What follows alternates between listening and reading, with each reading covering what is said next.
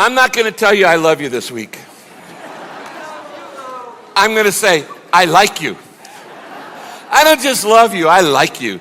I think you're the coolest people around. If you pull out your message notes, today we're in part 2 in a series called CounterCulture Living in an Age of Outrage. And I told you that I got this idea from Ed Stetcher's book. I showed it to you last week. Here's what it looks like. Christians in the Age of Outrage. How to bring out our best when the world is at its worst.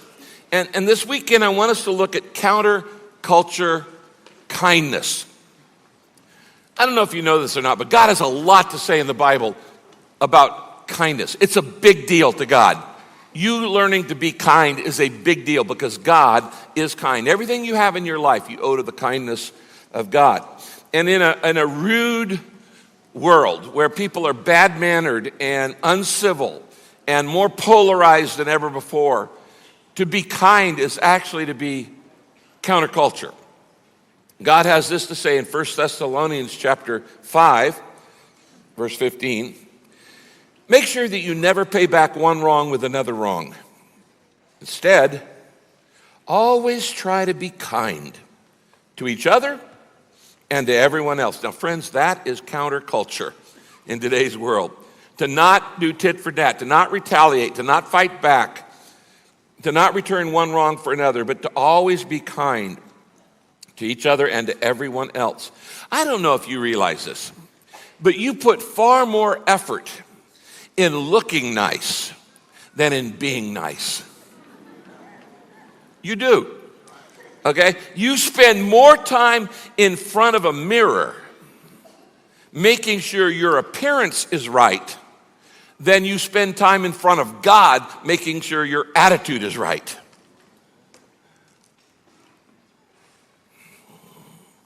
If you want to improve your appearance, you want to be more beautiful, more handsome, I'll give you the secret. Here's Rick's secret. It's free. To look really nice, be nice. To look really nice, be nice. It will improve your appearance 100%. People like being around people who are nice. People don't like being around people who look nice but aren't nice. So spend a little bit more time on your attitude than on your appearance. Now, we're also concerned about dressing for success. Let me show you what God says is the key to dressing for success in life. Philippians 4, verse 5. Colossians 3:12. As God's chosen people, holy and dearly loved, clothe yourselves. These are the kinds of clothes you need to put on to dress for success. 5 things. Clothe yourselves with compassion, kindness, humility, gentleness, and patience. If you wore those things all the time, you would be dressing for success in everything you do. Now, I wonder, if I were to ask people who know you best, what quality are you best known for in your neighborhood? What quality are you best known for at work or at school or wherever you are? I wonder what they would say. What quality would they say? Now, God's very clear what he wants people to say about you. The next verse, Philippians 4, verse 5. Your kindness should be known to all. God wants you to have a reputation for kindness. And the reason why I want to share this message today is because I want to be a kind man, but I want you to be known in your neighborhood as the kindest person in the neighborhood. If I were to go to your neighborhood or go to your work and say, who's the kindest person in your office? Who's the kindest person in your neighborhood? Oh, it's that guy. He's the kindest guy I know. She is the kindest woman I know.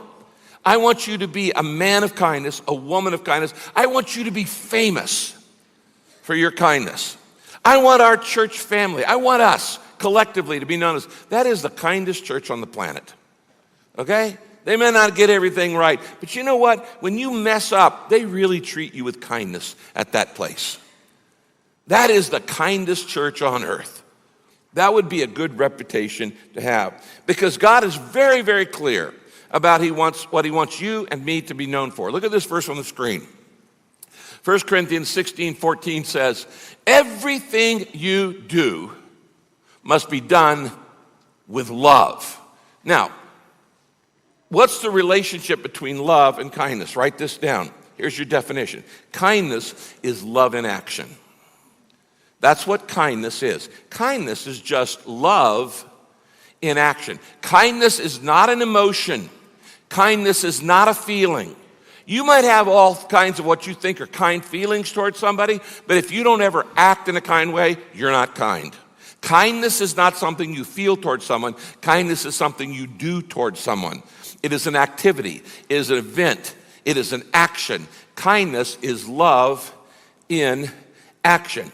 Now, this is so important to your life that God had Jesus tell a very famous story about it. In fact, probably the most famous story in the entire Bible is called the story of the Good Samaritan. He told the story to explain what it really means to be kind, because we don't really understand kindness. We kind of think we know, but we don't really understand it. And it's called the Good Samaritan. Now, even that title doesn't make sense if you don't know the background. The Samaritans were a different race from the Jews, and they both lived in Israel. And they were both guilty of racial prejudice. They were both bigoted against each other. The Jews hated the Samaritans, and the Samaritans hated the Jews. And there was a lot of racial profiling. There was a lot of bigotry. There was a lot of racism. In fact, one of the phrases of Jews in that day was, it's better to be a dog than to be a Samaritan. That's how much animosity there was between these two groups. Jesus typically turns the tables, and he does the opposite of what people expect. And he makes, quote, the bad guy in the Jews' idea the hero of the story. He makes the hero of the story the person who is despised, who is outcast, who is prejudiced against. And he does this because Jesus was never, ever politically correct. Never. He didn't care about political correctness. He cared about being correct, not politically correct. Now, he tells this story. He sets up the story because of a question that he's asked. Here on the screen, in Luke chapter 10, it says, one day, an expert in the religious law stood up to test Jesus by asking him a question. He says, teacher, what must I do to receive eternal life? Pretty good question. How do I get to heaven? What do I do to receive eternal life? And Jesus replied, well, what does the law of Moses say? And the man answered, well, the law of Moses says this. You must love the Lord. You must love the Lord your God with all your heart and all your soul and all your strength and all your mind. And you have to love your neighbor as yourself. That's called the great commandment. Love God with all your heart, soul, mind, and strength. Love your neighbor as yourself. Jesus goes, that's right. Bingo. Good answer. You got the right guy. Ding, ding, ding, ding, ding. You win the car. He says, do this and you'll live. But the man wanted to justify his actions. So he asked Jesus, so Lord, who's my neighbor? And Jesus answered by telling him a story. Now, what's going on here? This guy doesn't want to have to love everybody. And he said, surely when you say love your neighbor yourself, you're not talking about like the whole world. Like, you don't expect me to love people I don't like. You don't expect me to love my enemies. You don't expect me to love people who are different from me, who think different, act different, live different, different races, different languages. No, surely you can't, when you say love your neighbor, that can't mean everybody. What is he doing? He's looking for a loophole. Like you've never done this with a command of God. When God says, this is what I want you to do, and you're going, is there a little loophole here? Is there a grandfather clause? Is there a little way out? Because I don't happen to like this. It's too general, too generic. I'm going to have to love everybody like I love myself. That's a radical kind of love. To love everybody as myself means I aim to love everybody else as much as I love myself. You got to be kidding me. Really? And so it's a radical concept, and he's trying to reduce his responsibility I don't want to have to love everybody, especially I don't want to love my enemies, and I especially don't want to love people like me. And so he says, so who's my neighbor? And Jesus answers that question with this famous story. Now, the story is that this guy is going from Jericho down to Jerusalem on the road. I have been on this road before. The road from Jericho to Jerusalem is like coming down a mountain. It's like coming down from Big Bear to San Bernardino. It's a very curvy road, lots of pin tail, curves, and thieves and robbers were famous for being in this area. And when travelers would go from Jericho down to Jerusalem, they would often get robbed, raped, beat up, tortured, all kinds of stuff, because there are plenty of places to hide in these little crooked roads. And this one guy, he gets beat up by a bunch of bandits, and he's left for dead on the side of the road. And then 3 more travelers come down, and they see the guy who's been hurt by the side of the road. The first 2 pay no attention to the guy or just kind of blow him off. And the third guy actually helps him, and he is called the Good Samaritan. He was a Samaritan, so he's the bad guy actually in this culture. He is the guy that a Samaritan helping a Jew would be like a black guy helping save the life of a Ku Klux Klan bigot, or a Holocaust survivor saving the life of a Nazi perpetrator. It's the exact opposite of what you would expect. And so he tells this story, and he says there's 3 different guys. There's a priest, there's a Levite, and there's a Samaritan, and they all encounter this crime scene when they're going from Jericho down to Jerusalem. Each of these 3 people represents an attitude.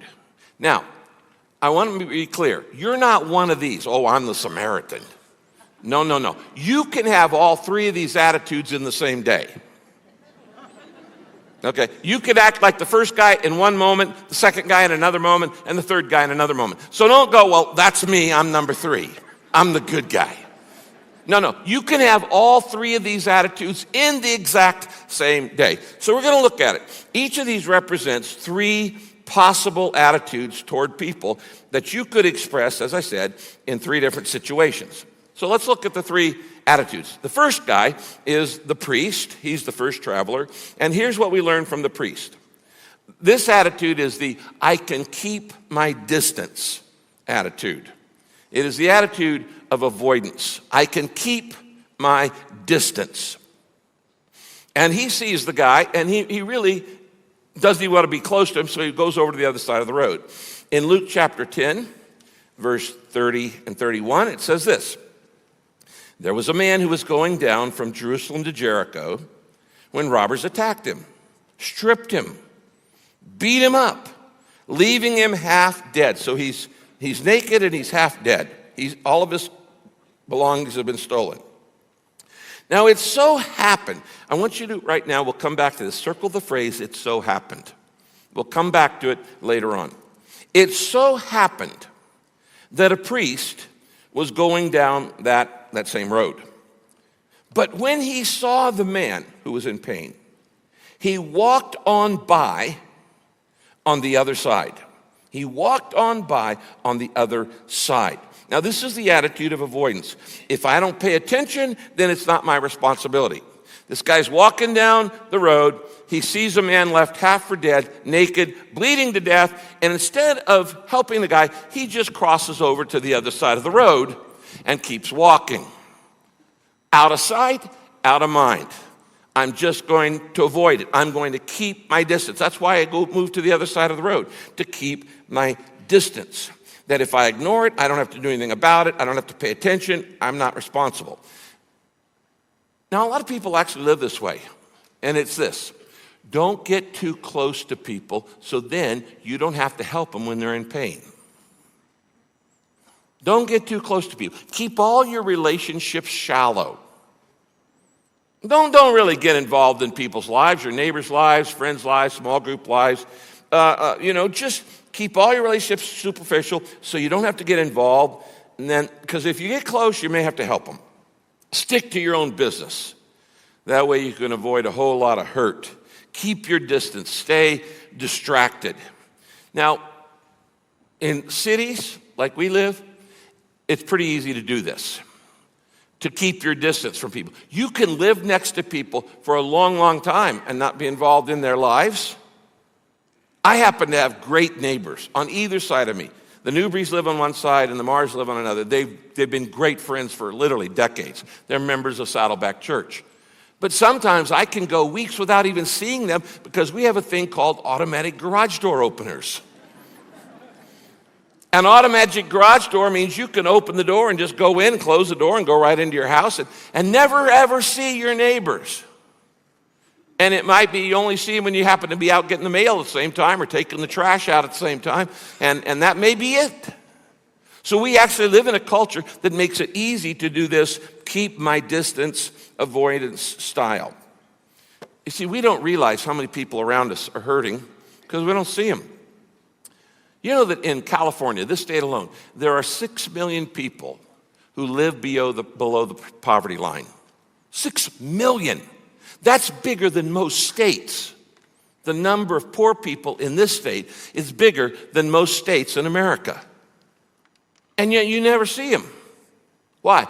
Because you live on the other side of the road. And you walk on the other side of the road. And so it's easy to live this way, this avoidance lifestyle. Now that's the first attitude I have. I'm just going to keep my distance. When I see somebody in pain, I'll just walk over to the other side of the road and keep walking because I'm busy with what I'm doing. I'm preoccupied with me. Now here's the second attitude. Second attitude represents the second guy. He's a traveler, and it is this: I can be curious but uncaring.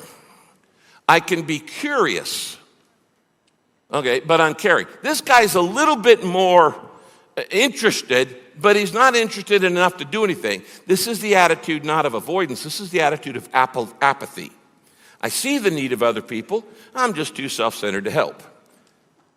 In other words, the second guy, it says he goes down and he goes over and looks at the guy. And goes, wow, very interesting. And then he goes on with his way.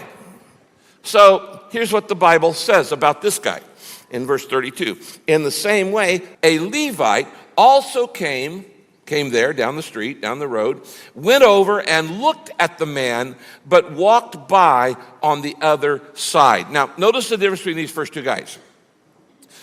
By the way, a Levite is not a jean salesman. Okay. It means he's a temple assistant. Both of these guys, the priest and the Levite, are religious people. Point.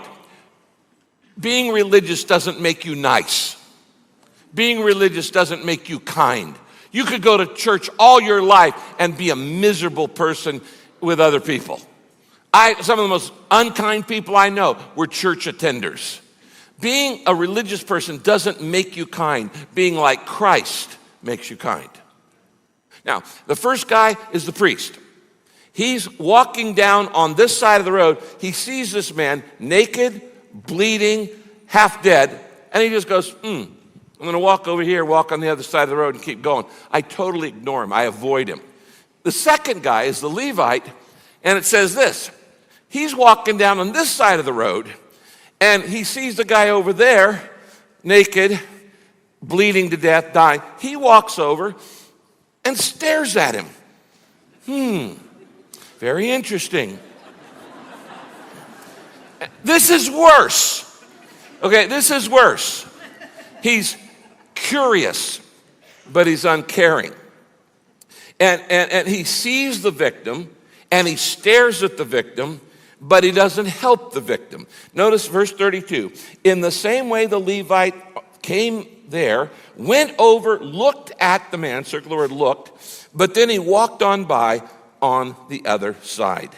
He sees the victim, he stares at the victim, but he doesn't help the victim. You say, well, shoot, I'd never do that, Rick. Oh, really?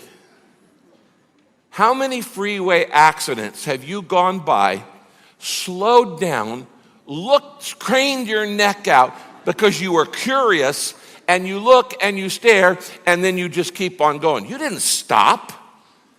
And 30 seconds later, you've forgotten it. You were curious, but you didn't care because you didn't stop. We do this all the time with people in pain around us. In freeway accidents, everybody stares. Nobody stops. Curiosity stares. Kindness stops. I've told you many times that a lot of people like to study the steps of Jesus. I like to study the stops of Jesus. What did Jesus allow to interrupt him?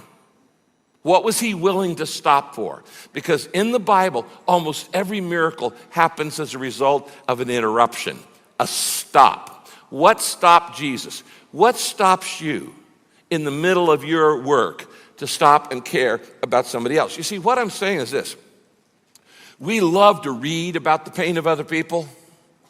That's why gossip magazines and gossip TV shows are so popular. Why should you care about the divorce of somebody famous?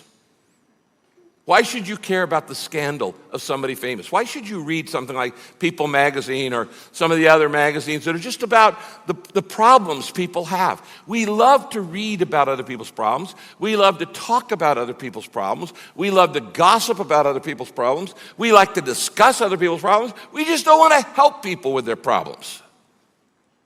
What you need is more TLC and less TMZ. All right? More TLC, less TMZ. Let me show you a verse up here on the screen. Exodus 23, verse 5. If you see the donkey of someone who hates you. Now, we're not talking about a donkey of your best friend. We're talking about a donkey of somebody who despises you. They may be prejudiced against you. They may be your enemy. If you see the donkey of someone who hates you has fallen under a heavy load, do not walk by. This is what the Bible says. This is what God says. Instead, stop. Remember, you got to stop and offer to help. So he says, you're walking by and you see somebody you can't stand because they can't stand you. But here's an animal that's fallen under a deep load or fallen in a ditch. You do the humane thing. You be kind to animals. You do the humane thing, and you help that animal get out of the ditch. You help that donkey get the heavy load off its back. Now, if God wants you to be humane and kind to animals, don't you think he wants you to be humane and kind to people? Yes, you should be humane and kind to animals. But people are more important than animals, far, far more important. And God says, you be kind not just to animals, you be kind to everybody. See, as a believer, I am not allowed to hate anybody.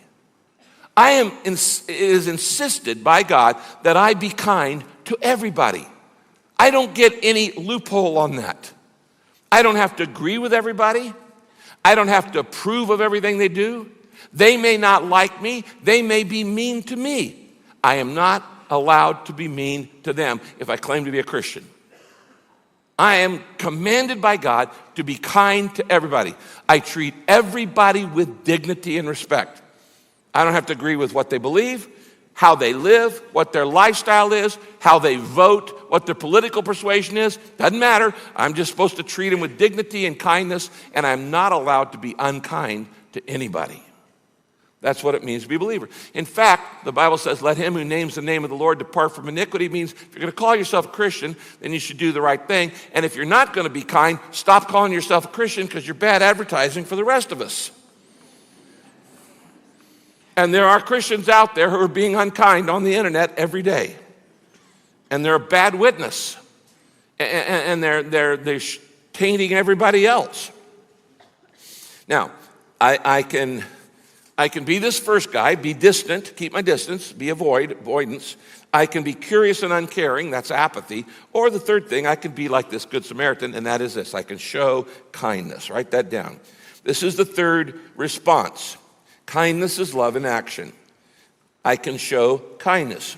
Verse 33. But the Samaritan, who was traveling that way, came upon the man, and when he saw him, his heart was filled with pity. Now, as I said, Jesus loved to turn the tables. This is a guy who's despised probably by the very man who's been hurt. okay? And yet he's the hero of the story. This guy helping a Jew would be like a black man helping a Ku Klux Klan bigot and saving the guy's life. Or it would be like a Jew who had survived the Holocaust helping a Nazi perpetrator and saving their life, when that person probably wanted to kill him. It's the ultimate example of kindness. Now in Matthew 7:12, here on the screen, it says this. Luke 10:33. Never mind. 10:33, a Samaritan who was traveling that way came upon the man, and when he saw him, his heart was filled with what? Pity. That's the heart of kindness. Now, what is the basis behind this? The next verse, Matthew 7, verse 12. Jesus says, always treat others as you would like them to treat you. You know this. This is called the golden rule. Do unto others as you would have them do unto you. Always treat other people the way they want to treat you. How do you want to be treated? With kindness. Then how are you commanded to treat everybody else? With kindness. I am not allowed to treat other people in a way I don't want to be treated. Now, why should I always be kind? Well, there are a couple reasons. First, God says that if you're unkind, your life will be unproductive. If you're unkind, your life will be unproductive. It will be barren. Look at this verse, Galatians chapter 6, verse 7. The person who plants selfishness lives totally for themselves, ignoring the needs of others, harvest a crop of weeds, and all he'll have to show for his life is weeds. I could show you testimonies of guys that I know who, when they were married and they had kids, but they paid no attention to their wife or their kids. They were living totally for themselves, ended up in divorce, estranged from the kids, and now in old age, their life is barren, full of weeds. Why? Because they were planting seeds of selfishness the whole time. My life will be unproductive if I'm not kind. On the other hand, God says, I will bless your life the more kind you are. As a man, as a woman, the kinder you are, God says, you be a blessing to other people, I'm going to bless your life. Look at this verse, Proverbs 11, verse 17. Your own soul, the Bible says, your own soul is nourished when you're kind.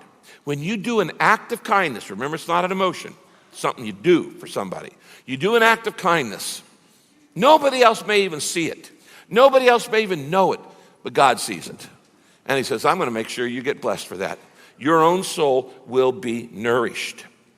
You know, this week, I went on the internet and I looked for some examples of people saying, be kind to everybody. Not just be kind to your kind. That's easy. Be kind to your kind. But be kind to other kinds of people too. And I found this example of Ellen DeGeneres.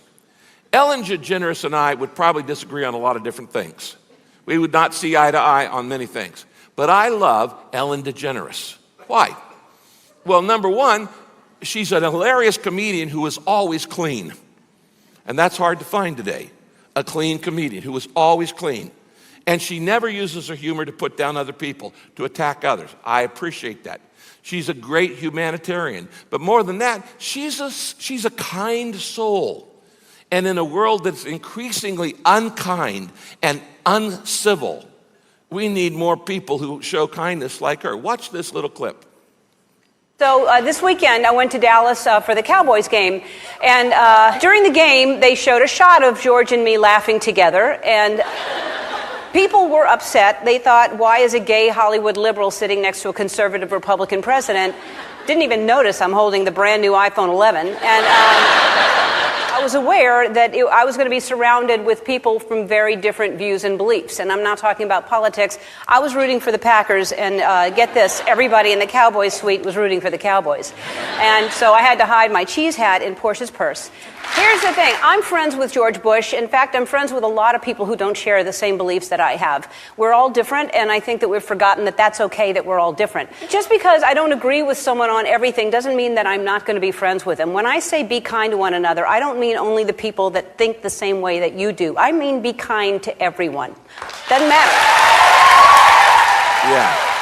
Now, I couldn't say it better than Ellen. Be kind to everybody. And Jesus, if he were here today, would say this to you: be kind to everybody. I follow Ellen on Twitter. She follows me on Twitter. And why? Because she's kind and I'm kind. And we're not just kind to people who are our kind. We're kind to everybody, okay? We're kind to everybody. So that's important. So how do you become a kinder person? How can you as a man be a kinder man? And how can you as a woman be a kinder woman? Where you become famous and they go, that is the kindest guy in our neighborhood. She is the kindest woman in our neighborhood. Well, this passage gives us 4 incredibly powerful truths. This story that Jesus told is packed with wisdom. And I want to take you through these 4 steps to becoming a kinder person. Number 1, it starts with your vision, starts with the way you look. First, I must see the needs of people around me. I must see the needs of people around me. In verse 33, this is the first thing the Good Samaritan does. He observes, he looks, he notices, he's aware. Luke 10, verse 33, when he saw, circle that, when he saw the man's condition, his heart went out to him. It starts by seeing things you've been missing. Love begins with looking. Sensitivity begins with seeing. You can't care until you are first aware.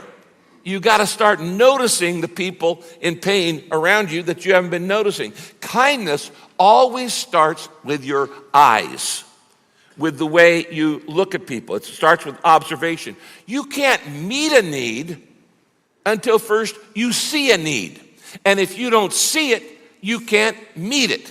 So first, I must see the needs of people around me. Friends, wounded people are all around you all the time. They're around you right now. People on your row are deeply wounded. Why? Because everybody has a secret wound. Nobody goes through life unwounded. Everybody has a secret wound. So be kind to everybody. Nobody gets away scot-free. Everybody has wounds. Emotional wounds, trauma wounds, financial wounds, relational wounds, spiritual wounds, mental wounds, physical wounds.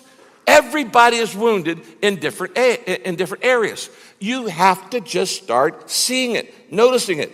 Now, the truth is, you don't see the wounds of people around you very often. Why? 2 reasons. They're hiding them, and you're in a hurry. First, they are hiding them. People hide their grief. People hide their loneliness. People hide their insecurity. People hide their depression. People hide their pain. People hide their wounds. Everybody's hiding, so you don't really see it if you're not even looking for it. The second reason is because you're always in a hurry, and hurry is the death of kindness. When I'm in a hurry, I have a hard time being kind. When I'm slow down a little bit, I can be a lot kinder. When I have to fly somewhere in the world on some plane, I've discovered that when I have plenty of time and I get to the airport in plenty of time, I can be nice to everybody. I'm nice to the ticket agent. I'm nice to the baggage claim.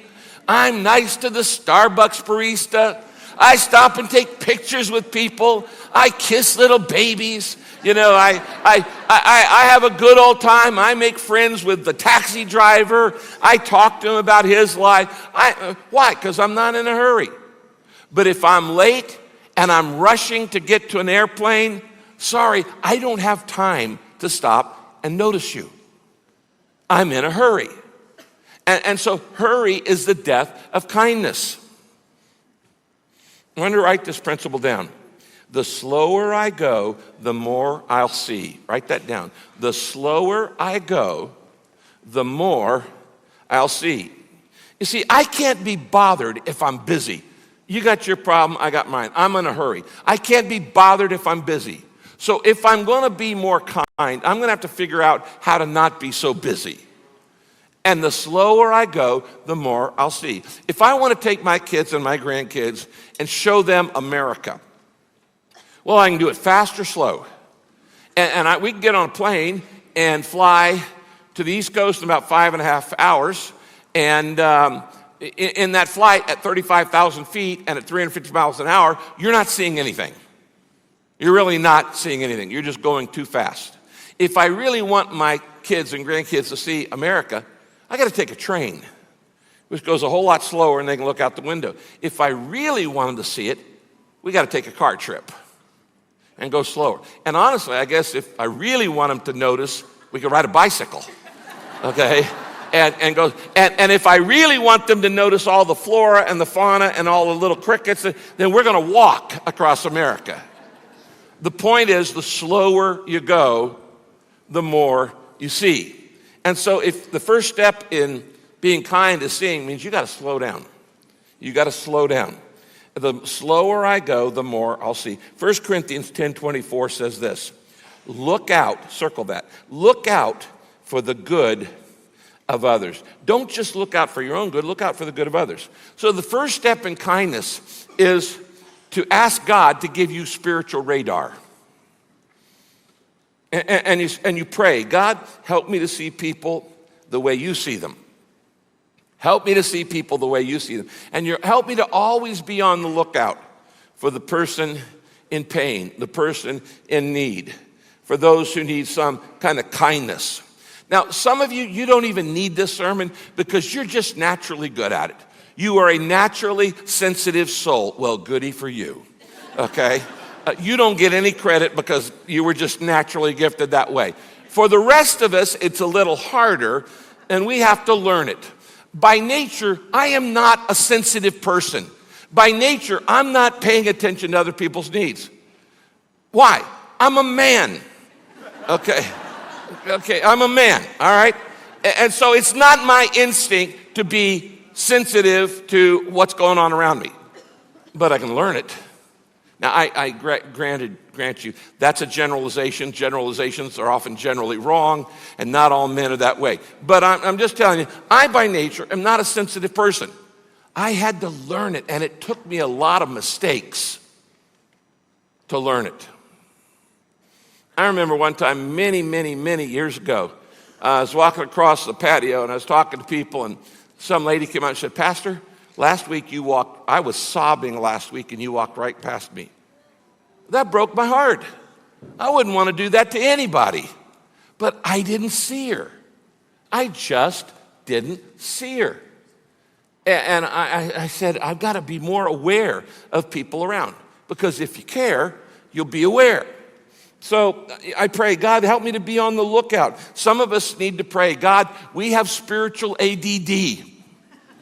We have a spiritual attention deficit disorder. We're not seeing what you're doing. We're not seeing the pain in the people around us. It requires a little extra effort. But I tell you what, I will tell you this, you can learn it. I have. I've learned it. You can learn it too, as a man or as a woman. I have to first see their needs. Okay, here's the second step to becoming a really kind person. Number 2, I must be sympathetic. I must sympathize with their pain. I have to see their need, and then I have to sympathize with their pain. Seeing their need is observation, and being sensitive or sympathizing with their pain has to do with your emotions. See, kindness isn't just seeing a pain. Kindness is sympathizing with the pain. It's not enough just to know what people's needs are. You got to feel their emotion. Verse 33, when he saw him, the guy who'd been beaten up, his heart was filled with compassion.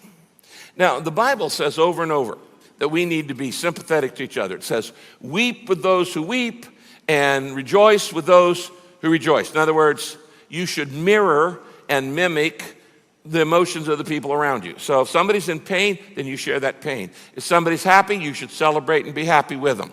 And God even created what's called in your brain mirror neurons that allow you to feel the emotion of other people. So why, when you watch something on a movie and somebody gets kissed, then you can feel that kiss. And somebody gets mad, then you get angry. Those are called mirror neurons. God wired you with this ability. Just don't shut it down in your life. Everybody has mirror neurons in their brain. And so your heart must be filled with compassion. Okay, how do I get that? How do I become a more sympathetic person? 2 words. How do you become a more sympathetic person? Here it is, write it down. Listen better. Listen better.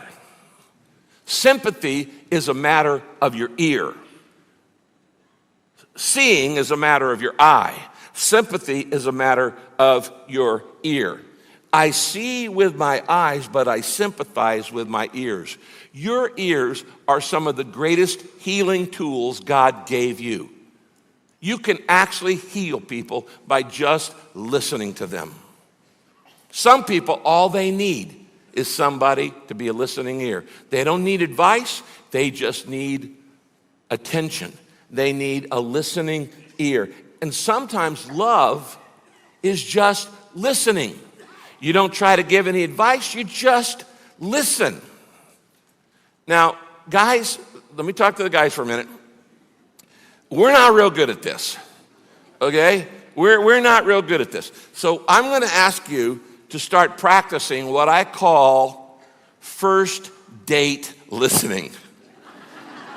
First date listening. If you can remember back that far, when you were trying to really impress some cute girl, and you take her to a restaurant or a diner, and she starts talking, and you're trying to act like you're paying attention, okay?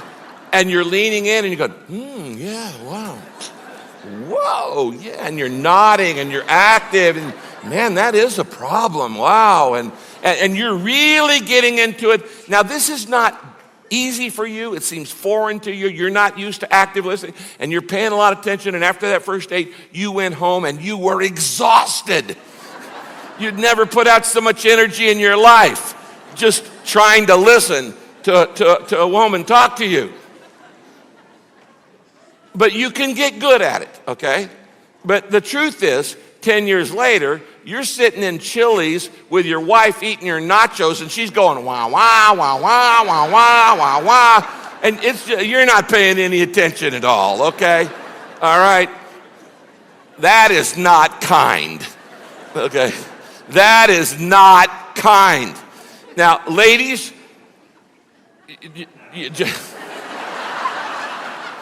be kind to your husband who's not being kind to you, okay? Don't rip him for this. Just pray for him, all right? Everybody in the world has 2 fundamental basic needs. Everybody, man or woman, doesn't matter. First, everybody has a need to be understood. You need to feel like there's somebody in the world who gets you. I am understood. They know what I'm saying. They know what I mean. They get me. They understand me. Everybody has that need to be intellectually feel like I'm understood. And number 2, everybody has a need to be validated. And that has to do with your emotions. Like somebody goes, I not only understand you, you're not weird for thinking that. I validate you. That fear you have, that concern you have, that emotion you have, that anger you have, I get it. It makes sense to me. You need to be validated. Both of those great needs are met by listening. And when you listen to somebody and you pay attention and you say, I understand, and you validate them, you have given them an enormous gift. And you have been kind at that moment. I read this poem a long time ago, and I thought it was good. When I ask you to listen to me, and you start giving me advice, you haven't done what I asked. When I ask you to listen to me, and you begin to tell me why I shouldn't feel that way, you trample on my feelings. When I ask that you listen to me, and you feel you have to do something to solve my problems, you have failed me, strange as that may seem. Just listen. Advice is cheap. 50 cents will get you a newspaper with both Dear Abby and Billy Graham advice columns in the same paper. And I can do that for myself. I am not helpless. I may be discouraged, I may be faltering, but I'm not helpless. So please, just listen and hear me. And if you want to talk, well then wait a minute for your turn, and I'll listen to you. That is kindness. Long before Matthew, my son, died, I had read a book on grief by Joseph Bailey, a great book called A View from the Hearse. And he said this. He was talking about the death of his son.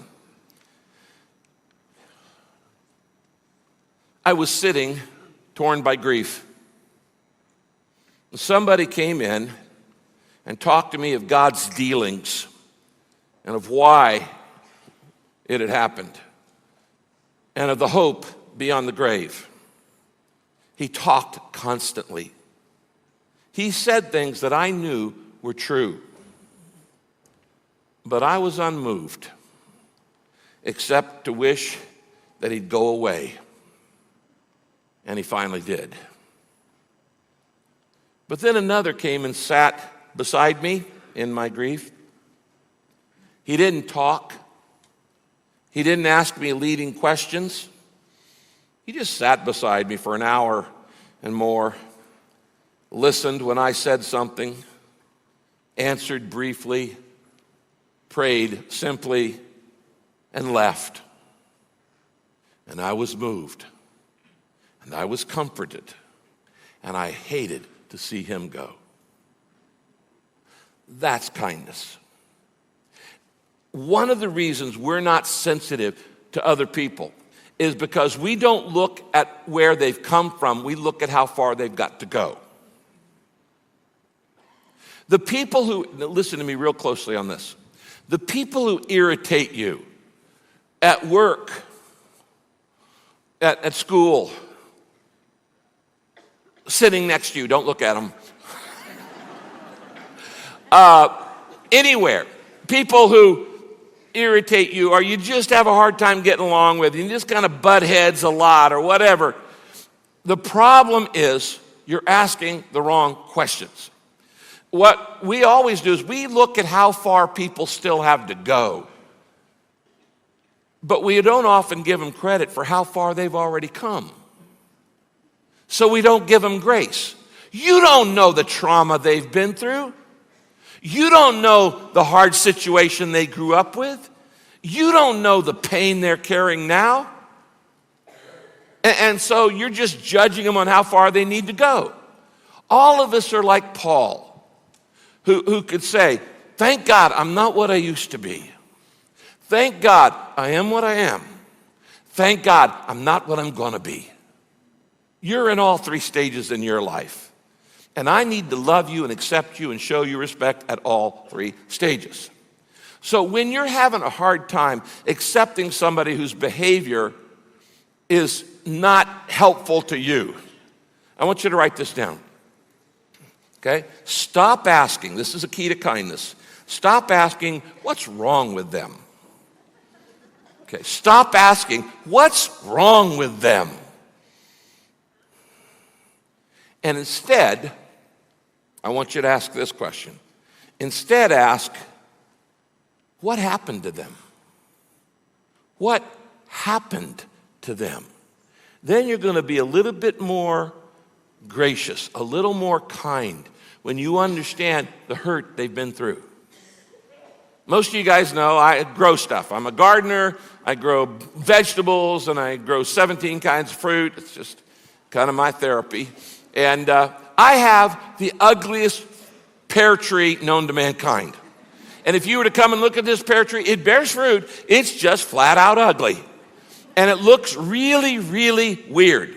And I know people come and look at my pear tree and go, what's wrong with that pear tree? What they should be asking is, what happened to that pear tree? Because what happened was 4 years ago, a giant wind came through the canyon and broke off the 3 biggest branches. That's what happened. It didn't want to look weird. Okay. It's just a rogue wind came through and blew off and broke a bunch of parts. You work with people who have broken branches. You have broken branches. You're not so cute yourself.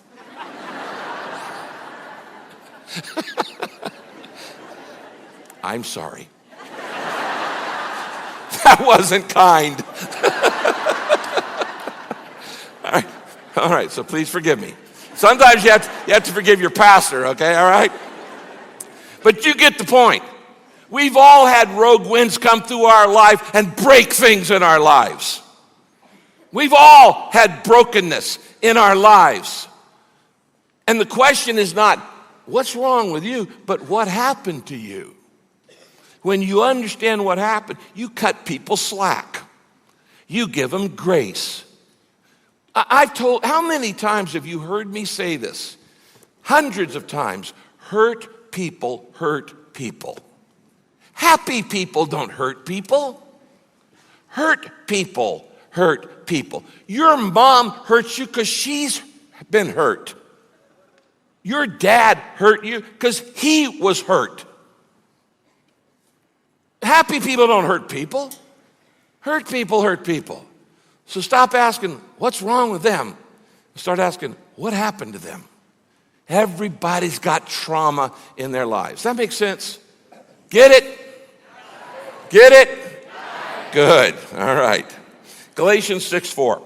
Share each other's troubles and problems, and in this way, you obey the law of Christ. What's the law of Christ? Love your neighbor as yourself.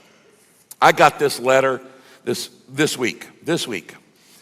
Dear Pastor Rick, I was having a lot of issues with somebody I worked with. I simply ran out of patience with this guy. I found myself always thinking poorly of him. And truthfully, I was snarky with him. I was not polite with him, even when he tried to fix the situation and do his best.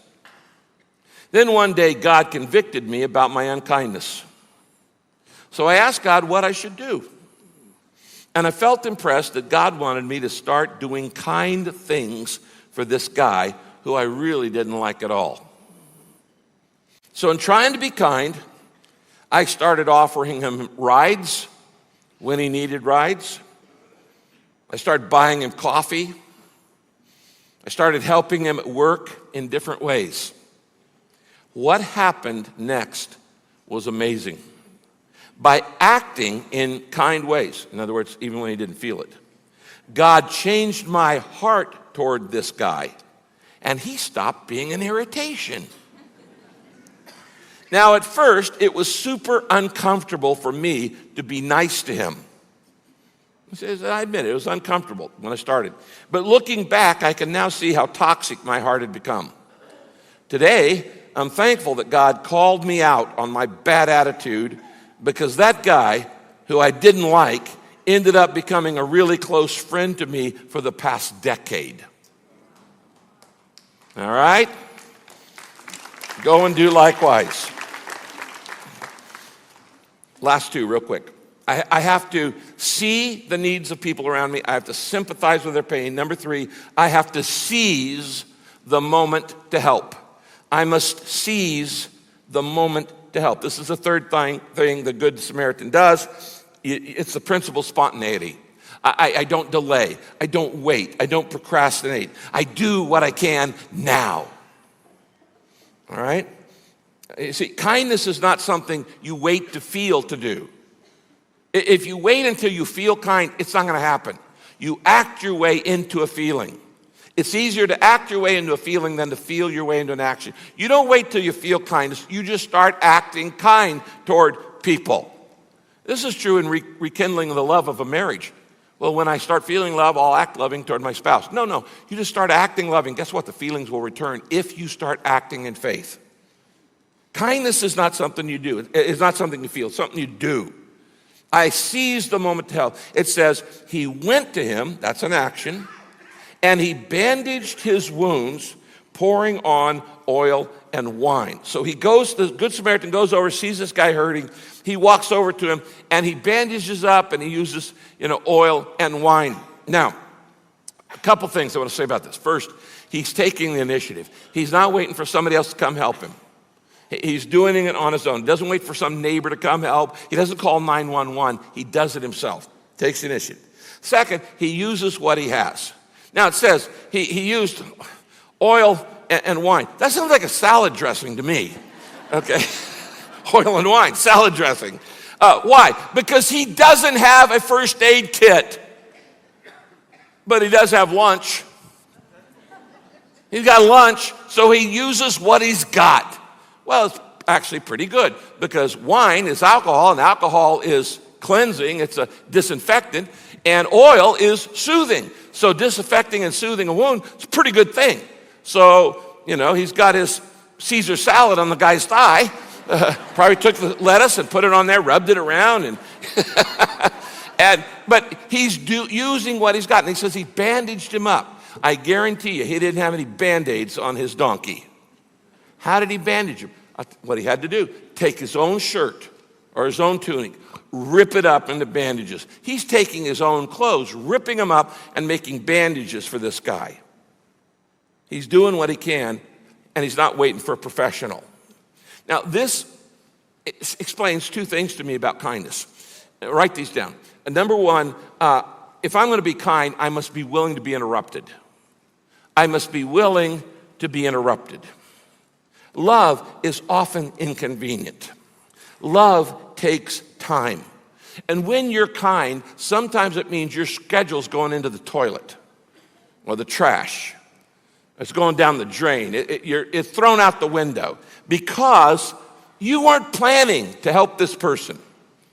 I can't tell you how many times I've had to call my assistant, Tom, and we had a day schedule. I say, Tom, the schedule's out the window. I got to help with a crisis.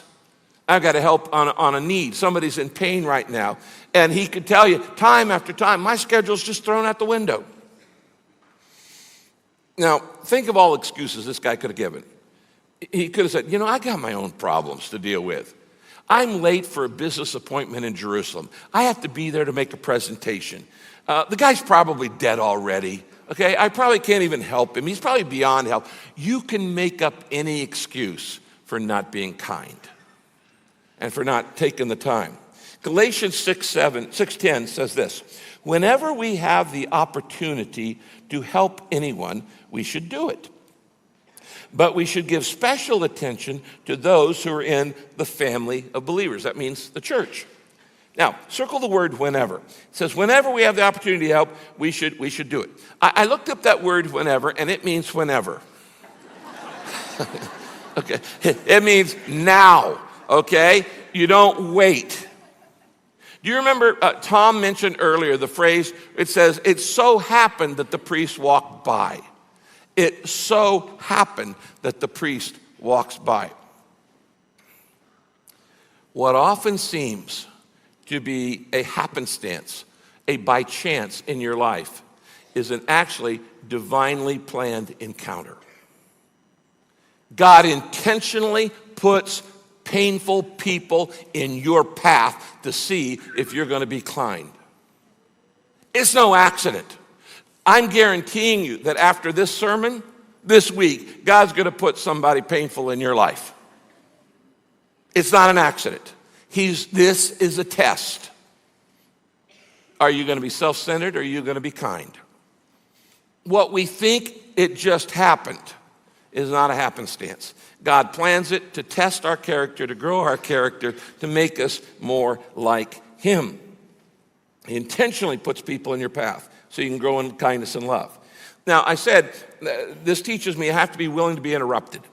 And almost every miracle of Jesus, as I said, was when He was interrupted. He was willing to stop and help somebody in pain. Second thing this teaches me is that for me to learn to be kind, I have to move against my fears. Write that down. To be kind, I must move against my fears. Because fear keeps us from being kind.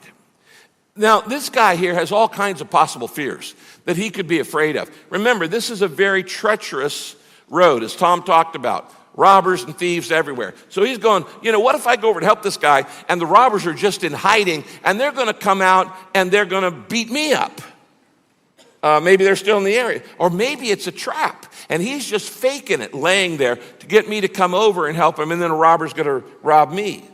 Or what if he rejects my help? The guy's a Jew. I'm a Samaritan. He's prejudiced against me. What if he wakes up and sees my face and goes, what are you doing helping me? What if I'm out helping that guy and other people walk by and they think I am the one who actually hurt him? And then they do a lawsuit against me because they accuse me of hurting the guy. What if I really can't help him? What if he's beyond help? What if he asks me to do something I don't know how to do? You could make up all kinds of fears on why you don't want to be kind to somebody this week. Proverbs 3:27 and 28. Never walk away from someone who deserves your help. Your hand is God's hand for that person. Never tell your neighbors to wait until tomorrow if you can help them now. So what he's saying, don't delay. Do the kindness now. When somebody loses a loved one, show up now. When somebody gets fired, call them now. When somebody hears the word cancer, email and be there now. When somebody is having a tough time, their heart's broken, go to them now. Don't wait. You say, I don't know what to say. I've told you many times, the deeper the pain, the fewer words you use. Show up and shut up. It's the ministry of presence. You don't have to say anything. Probably be better that you don't. When somebody's in pain, you need to do more listening than talking. Just listen. Look, listen, and sympathize. You don't need to say anything profound. You can't say anything profound when they're in their deepest pain. Just show up, the ministry of presence, but don't delay. Now, this talking about fear brings up one big fear that I need to be honest with you about. Often, we don't get involved in the pain of other people because it raises all kinds of bad emotions in us. We don't want to get involved in other people's brokenness because it raises the fears of thinking about our own brokenness. And if I can ignore your pain and ignore your brokenness and ignore your fears, then I don't have to face mine.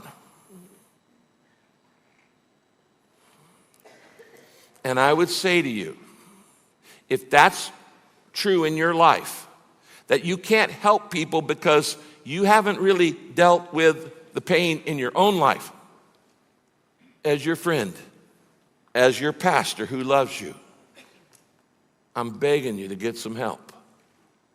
Get some counseling. We have Christian counselors at Saddleback and we can refer and help. Get some help because it's keeping you from being kind. You can't be kind because you're scared to death that it's going to raise up the fear in you.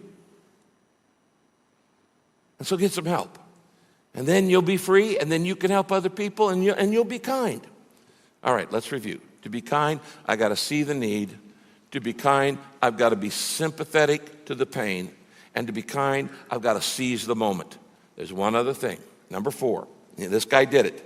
To be kind, I must spend whatever it takes. I must spend whatever it takes. There is always a cost to kindness. This is the principle of sacrifice. There's always a price tag. It usually requires a sacrifice of your time. It may require a sacrifice of your money. It certainly will require a sacrifice of your energy and attention. It might even require a sacrifice of your reputation, because other people see you helping that person in the office, and then you get guilt by association. Jesus was never worried about guilt by association. He just said, we're going to go, we've got to deal with this. Here's the last verses, verse 34 and 35. Then he put the man on his own donkey, and he took him to an inn where he took care of him. And the next day he gave the innkeeper some silver, and he doesn't even know this guy. But he's taking him to a Motel 6, takes care of him. Next day gives the innkeeper money and says, you take care of the guy. He said, if his bill runs higher than that, I'll pay the difference the next time I'm here. Takes him to the motel. By the way, who's on the donkey now? The hurt man. Good Samaritan's walking. Okay? He nurses him through the night. He provides for his care. He pays his bill. He doesn't call 911. He does all he can to help. What did he gain from this? Nothing. But God saw it. God saw it, and he's growing a kind heart. Now Jesus, remember this story was told to answer the question, who's my neighbor? Who do I have to love? And Jesus asked, so which of these three people would you say was a true neighbor to the one attacked? And the man said, well, the one who showed him kindness. And Jesus said, you're right. Now you go and do the same. And I'm saying to you this week, you go and do the same with people in your life. And let me just wrap this up by showing you one promise of God about kindness. Proverbs 19:17. Being kind to the people in need is like lending to the Lord, and he will repay you for the kindness you have shown. Anytime you help anybody else in pain, God says, you're being kind. And that's like a loan to me. God says, he says, I'm not going to be in your debt. You're going to be in mine. I will make sure you are repaid for your kindness. So who do you need to be kind to this week? I want you to think, here's your homework. Think of one person who is not a believer. One person you know who's not a believer. You see him every week. And I want you to start being kind to that person, intentionally kind. If you know what their pain is, you write it down. If you don't know what their pain is, you have some learning to do. But I want you to just start being kind to one person who doesn't know the Lord that you see every week. This is what it means to be counterculture. To do the exact opposite of what our society says to do. And why do we be kind? Because God has been kind to us. Last verse on the screen. God saved you through faith as an act of his kindness. You had nothing to do with it. Being saved is a gift from God. Everything I have is because of God's kindness. So I certainly should show kindness to everybody else. Let's bow our heads for prayer. Father, I want to thank you for your extravagant kindness to us. Thank you for your extravagant kindness to me. You sent Jesus to die for us. Father, we don't want to be uncaring. We don't want to be apathetic. We don't want to be avoiders. We don't want to be fearful about those around us. We want to learn to love our neighbors as ourselves. Help us to take these 4 steps to becoming kind men and kind women. Now you pray. You say something like this. Say, Father, help me to slow down so I can start seeing and sensing and sympathizing with the needs of people around me.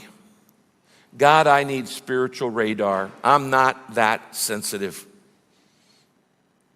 Help me to be a better listener so I can sympathize with people.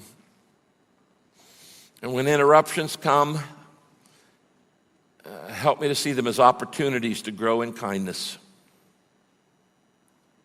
Help me to be willing to take risks and to move against my own fears in order to help others. Lord, starting today, I'm making myself available to be used to show your kindness and love to people who don't know you yet. I'm asking for your help as I seize the moment this week and I spend whatever it takes to be a kind person. I ask for your help.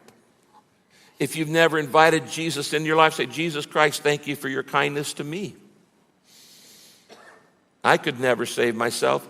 I want to accept your kindness today. I want to be a part of your family. And I want to trust you to save me because I can't save me. So I'm turning myself to you today. And we all pray this, Lord, in your name. Amen. God bless you, everybody.